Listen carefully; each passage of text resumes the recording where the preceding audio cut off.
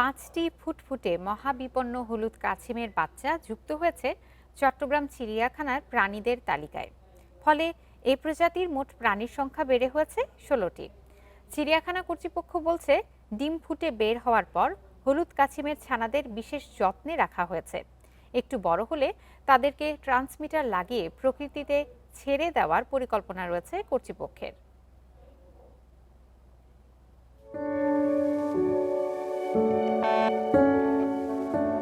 একসময় চট্টগ্রাম, সিলেট, মিয়ানমার, নেপাল, ভুটান ও থাইল্যান্ড সহ বিভিন্ন অঞ্চলে হলুদ কাছিমের দেখা মিলত প্রায়ই, কিন্তু দিন দিন কমছে তাদের সংখ্যা।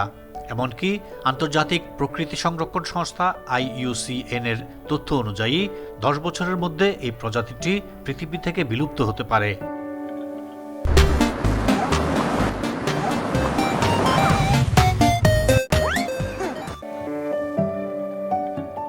এই পরিস্থিতিতে চট্টগ্রাম চিড়িয়াখানায় এই প্রাণীর সংখ্যা বৃদ্ধিকে বেশ বড় সাফল্য হিসেবে দেখা হচ্ছে।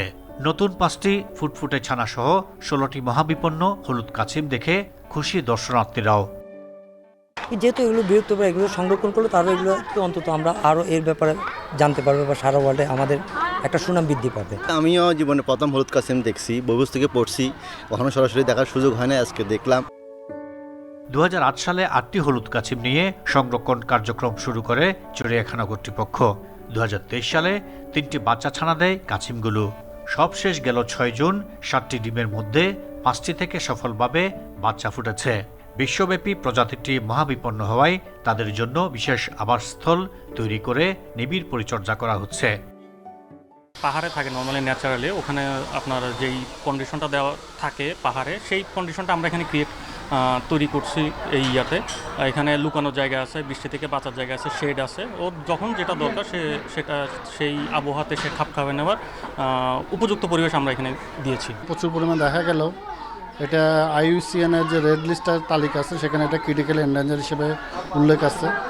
তার মানে হলো প্রায় আপনার 8 থেকে 10 বছরের মধ্যে এটা প্রকৃতি থেকে বিলুপ্ত হয়ে যাবে। তো এটা সংরক্ষণের জন্য সবাই চেষ্টা করতেছে। নতুন বাচ্চাগুলোকে বিশেষ পরিচর্যায় রেখেছে চিড়িয়াখানা কর্তৃপক্ষ।